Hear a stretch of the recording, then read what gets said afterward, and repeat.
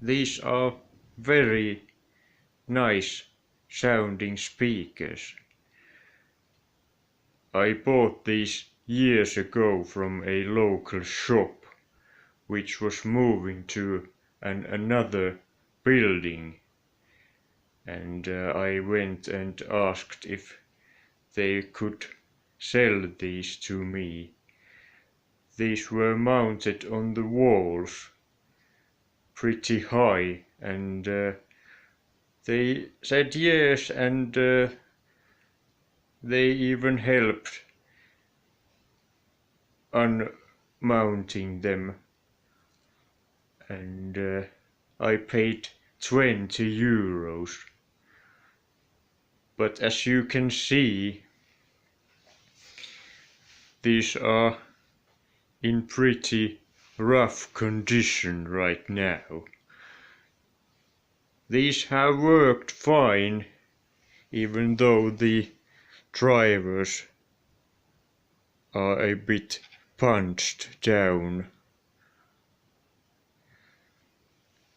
But the disastrous event happened to this woofer right here. We were watching some online TV, and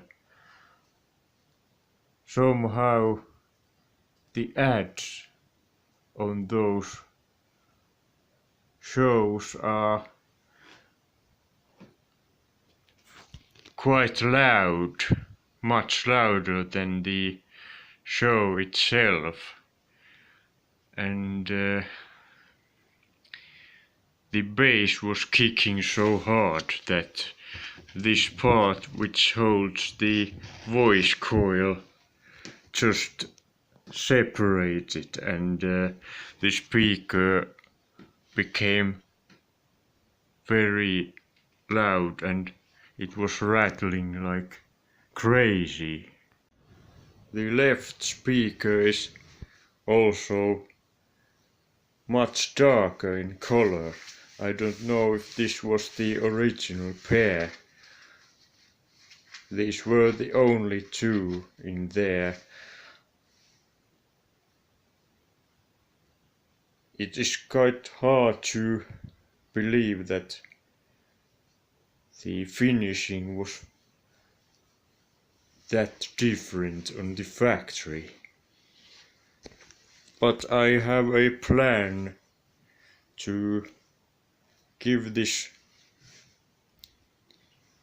some new look also while I am repairing the speaker.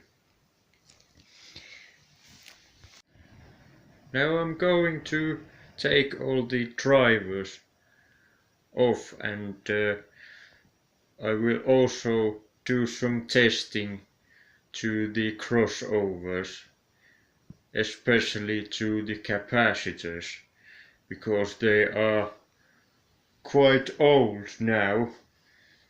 These are probably from late 80s or early 90s. And here is the woofer, and there is a sticker on this magnet here which says that this has been made in 1992, so this wasn't a Soviet speaker anymore.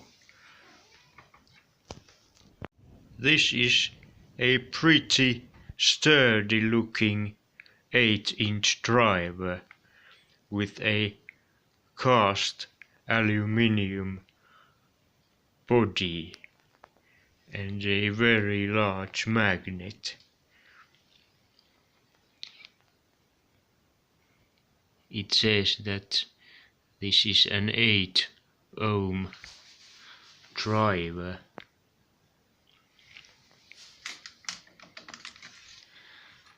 The mounting bolts even had washers on them, and there are plastic nuts over here.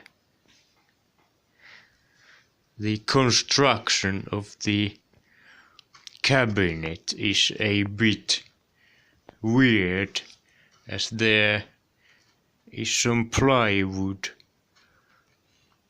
over here, and then there is some chipboard on the outer layer.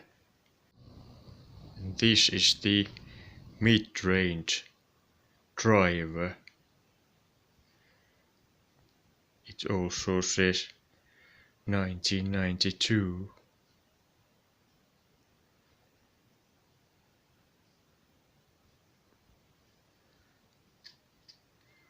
This is a plastic cup. I don't know what is behind there. It is glued on. And this is a very heavy driver. This is in very good condition. There isn't any physical damage to this. And this is the tweeter. It has the same text on here. Maybe some Russian speaker can say what this says. This is funny how the label is clearly cut by hand.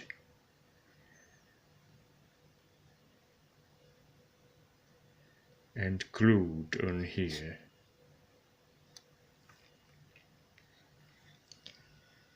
This is a pretty large magnet for a tweeter. There is some damage to the dome on this one. I could try pulling this back. This is maybe paper. Yeah, now the drivers are out. I could try taking this crossover board out next. And here is the crossover board.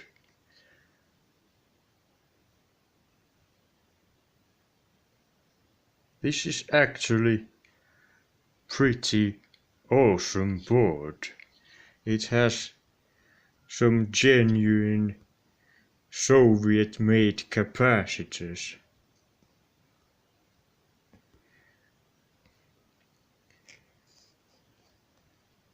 Which you would see if this camera would focus. Which it doesn't. But anyway,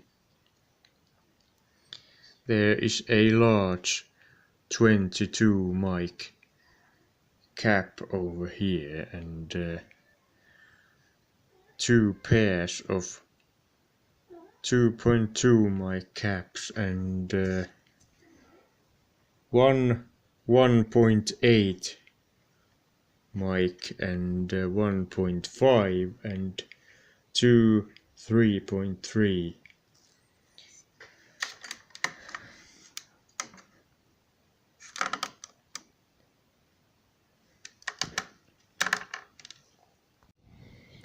These coils are actually adjustable.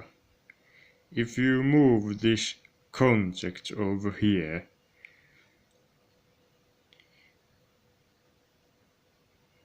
it can be adjusted, but there is a small possibility for a bad contact if this gets corroded over time. There is some white stuff coming from the green material, and I don't know what that is, but I believe it is safe not to touch that. Unfortunately, only this pair could be measured on board,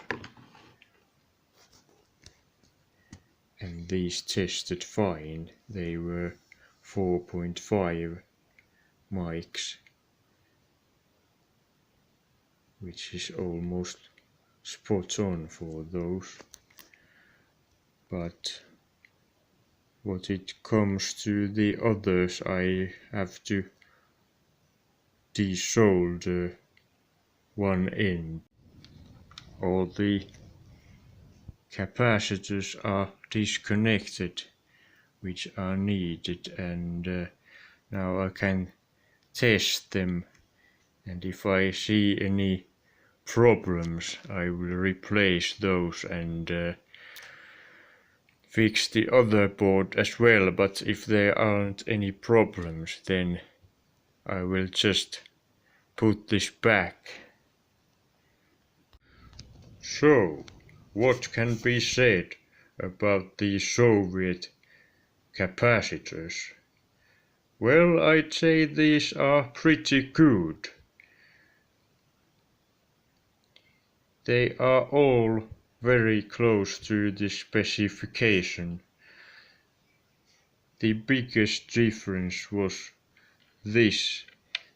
It read 2.11 mic, and this one here was 23 mic instead of 22, but it is very close to the tolerance limit, and I'd say this is just fine, and it can be used in the speaker.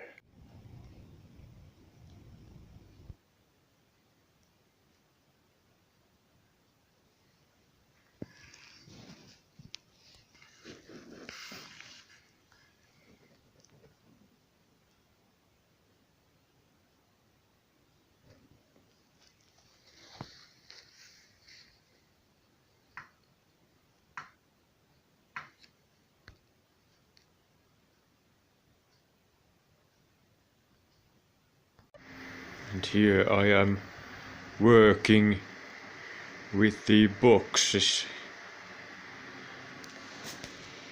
A little bit of filler and some paint. I am going to make some adapter plates using this 3mm aluminium. So a few days later, the first of the two speakers looks like this. As you can see, I have painted the cabinet and installed the base port and the adapter plate for the Fountek tweeter, and I also painted these areas black. Next I am going to install some of this soundproofing material left over from an old washing machine. As you can see, there is not very much of this material in here. These are the tweeters I'm going to use. These are the Fountek NeoRD 1.0, and these are ribbon tweeters. I am going to save the old ones if I don't like the sound of these, but this is kind of an experiment with these. And these are the woofers that I'm going to use. These are made by Norwegian company called Seas, and these should be decent quality woofers. These are 8 ohm units, and they have the exactly or almost exactly the same bolt pattern and the outer diameter than the original ones. And the first speaker is almost finished. The Fountek tweeter is here. The paint was scratched a bit next to the screw here, but otherwise this looks quite good.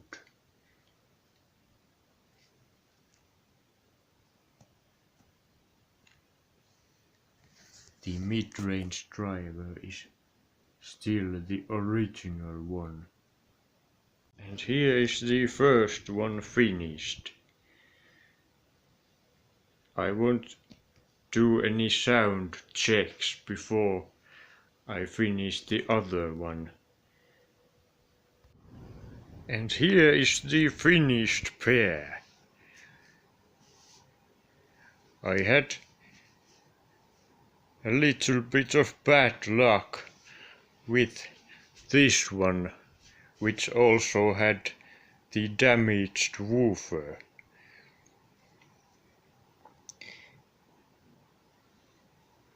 It is funny because the serial number is 25666.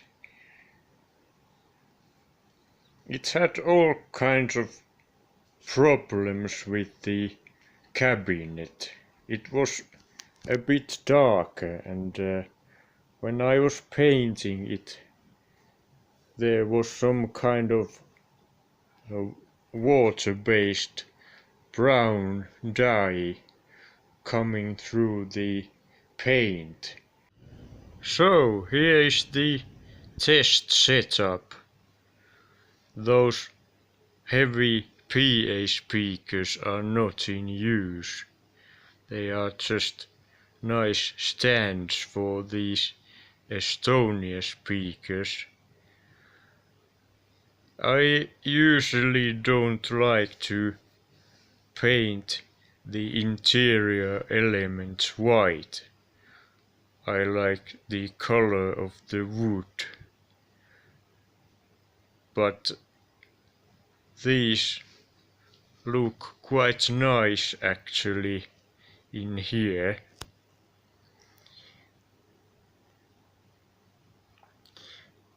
I decided to make another video about the testing because it might be muted for the copyright issues. But anyway, thank you for watching this and I hope you enjoyed it.